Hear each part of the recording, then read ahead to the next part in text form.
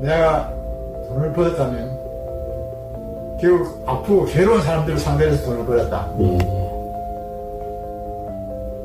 다른 직업을 선택했더라면 내가 그 돈을 가지고 호의호식 할 수도 있었고 고아방탕 생활을 할 수 있었을 것이다. 그러나 그 소중한 돈을 함부로 쓸 수가 없어서 차곡차곡 모아가지고 사회를 다시 환원하기 위해서 이 일을 시작한 것이었다. 네, 이번 설 연휴에 MBC에서 특별 편성했던 다큐멘터리 어른 김장하의 한 부분이었습니다.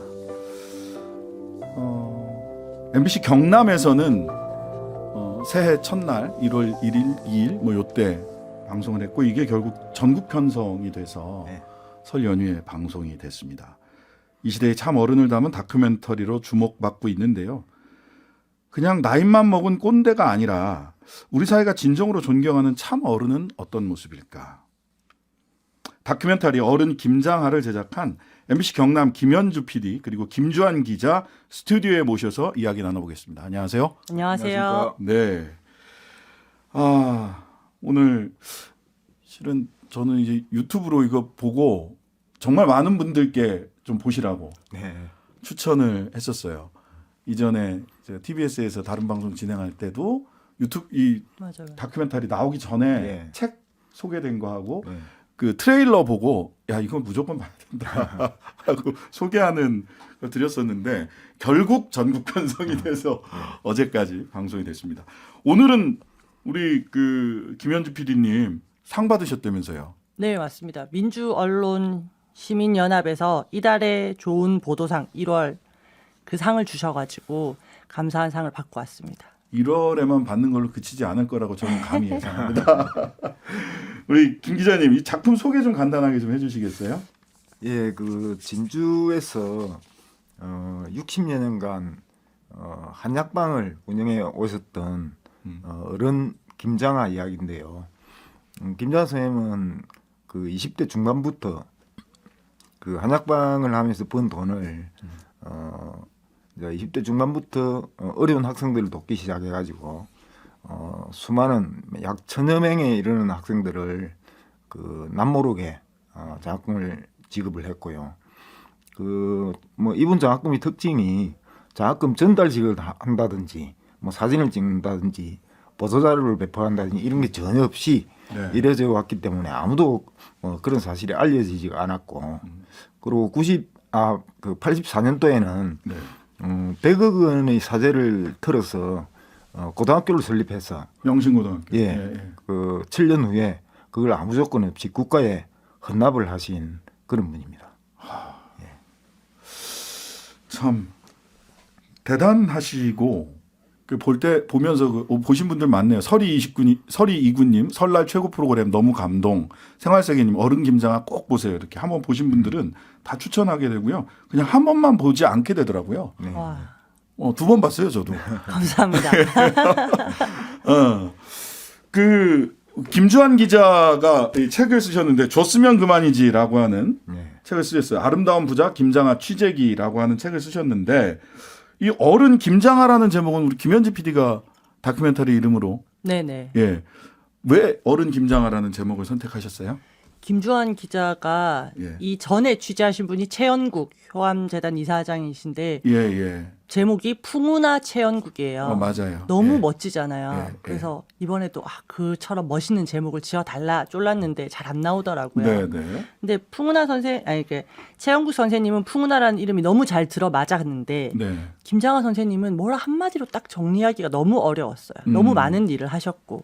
그래서 선생님한테 찾기보다는 사람들이 김장하 선생님을 통해서 뭘 찾고 싶어 하는지 이제 고민하다 보니까 어른이란 단어가 떠올랐죠. 좀 가부장적인 느낌이 많다, 구시대적이다 이런 평도 있었는데 더 적절한 말을 찾기가 어려웠어요. 이게 청년들도 닮고 싶은 어른들을 찾고 또 어른들도 자기가 진짜 좋은 어른인지 이제 불안할 때 이분이 그냥 자기가 살아온 그 삶 자체로 사람들한테 방향도 알려주고 또 위로도 주고 그 단어가 그렇게 따뜻한 단어가인지 처음 알았어요. 저도. 우리 천성님이 유튜브 주소 좀 찍어주세요 이렇게 올려주셨는데 제작진에서 유튜브 주소 좀 찍어주세요. 그 보고 싶으신 분 많으신 것 같은데 김장한 선생이 거기도 나왔다시피 그 첫 장면이 김주환 기자께서 이분을 도대체 어떻게 취재를 해야 되나 고민하는 네.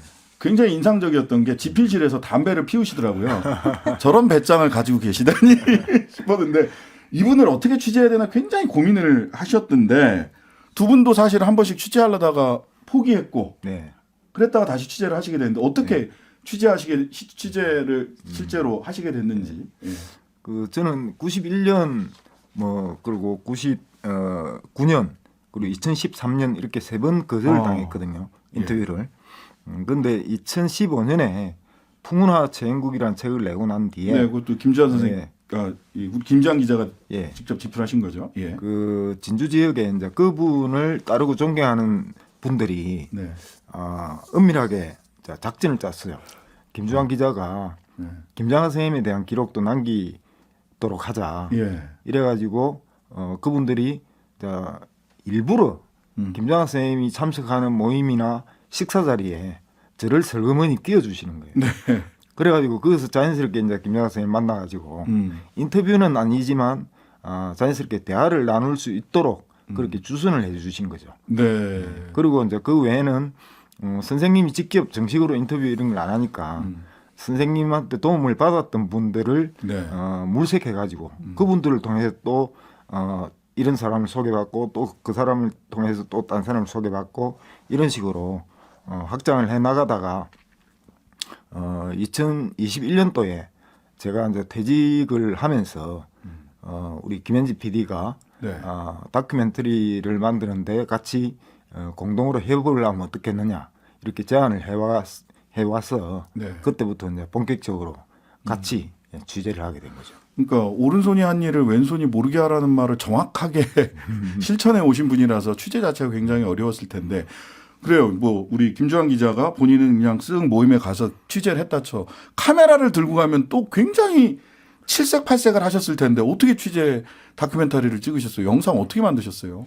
저희도 처음에는 쫓겨날까봐 너무 무서웠어요. 그래서 행사 위주로. 네네. 그때 또 마침 저희가 촬영을 시작하려고 할 때 진주 가을문예도 마지막 시상식을 하고 네. 또 남성문화재단도 해산하면서 기증식을 하고 이렇게 하셔서 그런 현장에 계속 쫓아갔죠. 네. 그리고는 이제 카메라 없이 저희 이우한 그 대표이사랑 같이 찾아갔어요. 남성당에. 네. 네. 그래서 선생님 이런 인터뷰도 하고 촬영도 하고 다큐를 하고 싶다 하니까 허락은 절대 안 하시는데 네네. 쫓아내지는 않으시더라고요. 사람을 면박을 주고 나가 이렇게 하시는 분이 아니더라고요. 그래서 이제 계속 그냥 무작정 찾아갔죠. 앞에 김주환 기자라는 방패를 세우고. 근데 이게 그냥 얘기만 들으면 굉장히 꼬장꼬장해서 그냥 뭐 송곳 하나 꽂을 것 없이 살아가실 것 같은 그래서 혼날까 봐 막 걱정하고. 맞아요. 근데 막상 보면은 야구 팬이시더라고요. 맞아요. 예? NC 팬이시던데. 예. 그리고 나름 또 이렇게 유머도 있으세요. 맞습니다. 맞아요. 그리고 상당히 또 인자하신 분이고요. 예. 냉정하게 찾아오는 사람을 내치거나 또 그런 분은 또 아니십니다. 예. 그러면서 그 문예상 이거 이렇게 마지막 시상식 하면서 가을문예. 여기서 멈추게 돼서 본인이 죄인인 것처럼 막 우세요. 맞아요. 아니 본인이 무슨 잘못을 하셨다고. 정말 뭐 1,000분 이상 많은 학생들에게 장학금도 주고 그다음에 형평운동을 비롯해서 시민사회운동의 든든한 후원자이시기도 했던데 기부받은 분들 또 이렇게 그 장학금 받은 분들 중에서 가장 기억에 남는 분 우리 김현지 PD. 많은 분들이 있고 다큐에도 많은 분들이 등장하시는데 저희가 선생님 절대 공개 안 하시는 장학생 명부를 살짝 본 적이 있었어요. 네네. 이제 거기에 이제 이름이 널리 알려지지 않은 분들 네. 그리고 당시에 70, 80년대에 뭐 여중, 여상, 뭐 공고 이런 데서 공부하고 싶으셨던 분들 그런 분들에게도 꾸준히 장학금을 주신 흔적들이 가득하더라고요. 그래서 누구 한 사람이 인상적이다라고 하기보다는 오히려 선생님도 밝히지 않으려고 하시고 그분들도 잘 나서시지 않지만 유명하지 않은 보통 사람들한테도 수없이 많이 이제 장학금을 지원하셨다. 이걸 좀 알리고 싶었는데 쉽지가 않았어요. 선생님도 공개 안 하시고 그분들도 안 나서시니까. 그래서 관련해서 특별한 인물이 되지 못해서 죄송하다라고 하는 어느 장학생한테 격려하는 말씀이 맞아요. 나오는데 그 목소리 한번 김장학 선생님 목소리 한번 직접 들어보시죠. 그래 와서 하는 이야기가 예. 그냥 장학금을 받고도 특별한 인물이 뭔데 죄송합니다. 아이고. 내가 그런 걸 말하는 건 아니었어요. 예. 우리 사회는 평범한 사람들이 지탱하고 있는 거다. 예. 이게 그냥 맞는 말 같은데 김장학 선생님이 말씀을 하시니까 왜 이렇게 울림이 다른지 모르겠어요. 이렇게 이런 말씀을 주셨고 그리고 아까도 잠깐 말씀드렸습니다만 뭐 여성운동, 환경운동 정말 많은 시민사회, 뭐 언론, 문화 진주에 보면은 문예 역량이 뛰어난 단체들이 많은데 야 진주는 뭐 특별한 기운이 있나 저는 그렇게 생각을 했는데 이제야 안 거예요. 뒤에 김장하 선생님이 계셨구나라는 거를. 근데 저는 형평운동에 작은 시민이라는 이름으로 해서 형평운동 그 기념비를 세웠던 걸 보고 야 이건 정말 대단하다. 인권운동 하는 분들한테는 형평운동이 한반도 최초의 인권운동 계급 해방 운동이었다라고 평가를 받는데 대한민국 국민들 대부분 모릅니다. 근데 김장하 선생님이 그거를 거의 발굴하다시피 하셨어요. 예. 예. 그 올해가 형평운동 100주년이 되는 해인데요. 우리나라 최초의 그 백정 그 신분 철폐 운동 예. 그리고 인권 해방 운동이었죠. 근데 김장하 선생님이 말씀하신 대로 뭐 환경운동, 시민운동 수많은 단체들을 도움을 주시고 후원을 했지만 그런 단체들은 대부분 선생님이 이제 뒤에서 편하지 않게 네. 그냥 그 지원을 하시고 또는 뭐 고문을 맡거나 이 정도를 하셨는데 유독 그 형평운동 기념사업회는 선생님이 직접 그 단체를 설립을 하시고 예. 본인이 이사장을 맡으시고 또 언론 인터뷰 모든 자신에 대한 언론 인터뷰는 거절을 하시면서도 형평운동을 알리기 위한 언론 인터뷰는 또 다 응하셨거든요. 예. 그래서 이번 다큐에서도 이제 그 영상을 쓸 수 있었던 거고요. 네. 그래서 선생님이 살아오면서 가장 앞장서서 또는 가장 열심히 했던 게 차별 절폐 네. 그리고 평등 세상 실현 네. 이 두 가지였다고 저는 이번 취재 과정에서 느꼈습니다. 네. 우리 김현지 PD께서는 한 인터뷰에서 이런 말씀하셨어요. 선생님 하신 일은 사실 우리 사회가 다 했어야 될, 국가가 하고 사회가 했어야 될 일인데 선생님이 다 하셨다. 그만큼 김장훈 선생님이 손길이 닿은 곳이 굉장히 넓고 깊었다라는 뜻일 텐데 정말 다양한 분야가 다 있죠. 맞아요. 보통 이 1944년생 경상도 남성 그것도 자수성가한 야. 그러면 우리가 상상할 수 있는 바운더리가 있잖아요. 네. 근데 그거를 너무 거침없이 뛰어넘으세요. 뭐 한약방 운영하면서 모은 돈으로 고등학교 만들어서 장학금을 줬다. 거기까지는 할 수도 그렇구나 있다. 하는데 가정폭력 피해 여성들을 위해서 쉼터를 만드는데 적극 지원하셨다. 뭐 장애인 인권을 위해서 애쓰셨다. 또 연극, 전통문화예술, 뭐 환경, 뭐 안 나서신 분야가 없거든요. 네. 게다가 또 그냥 돈만 이렇게 후원한 게 아니라 선생님이 우리를 도와준다니 우리가 옳은 일을 하고 있구나라는 이런 자부심, 확신, 안심 이런 걸 또 같이 주신 것 같아요. 네. 자, 이러다 보니까 여기 질문이 하나 왔는데 이거 저도 궁금했습니다. 6729님 돈을 다 주시는 줄 알았는데 어른 김장아버니 돈을 안 주는 경우도 그 레스토랑 셰프 맞아요. 그분이시죠? 그 기준이 궁금합니다. 혹시 취재된 게 있나요? 선생님이 정치 관련해서는 돈을 후원 안 하셨어요. 예. 아주 친한 정치인이 있지만 뭐 그쪽은 돈을 주지 않는다 하셨고 또 개인 사업을 하거나 개인적인 어떤 이런 거에는 돈을 주시지 않았어요. 그리고 돈을 빌려 주시는 적은 없어요. 주면 줬지? 갚으라는 말씀은 안 하셨어요. 물론 스스로 갚으신 분들은 있습니다. 그렇군요. 개인 사업이셨구나. 공부를 하시지 그러셨어요. 그분도. 앞으로 보신 분들도 그렇겠지만 작년에 남성당 앞으로 보실 분들은 모르시겠지만 작년 5월 달에 남성당 한약방이 문을 40여 년 영업하고 닫았습니다. 예. 그리고 최근에 보니까 거기를 무슨 뭐 교육관 같은 거를 만들겠다라고 하는 시 차원의 계획도 나왔다고 하는데 뭐 잘 보존됐으면 좋겠고 근데 선생님은 그러면 은퇴하고 뭐 하시고 계시지? 라고 근황이 어떠신가 예. 궁금해하는 분들 많습니다. 한약방을 폐업하고 내가 원래 선생님이 한약방 3층에 아주 낡은 집에 사셨거든요. 근데 한약방을 폐업하고 처음으로 탁 트인 전망이 있는 아파트로 옮기셨어요. 네. 근데 그 선생님 뭐 이렇게 탁 트인 아파트로 오시니까 좋습니까? 이렇게 제가 물었더니 네. 이렇게 말씀을 하시더라고요. 제가 우리 집사람이 고생을 했는데 집사람을 위해서 노년에 네.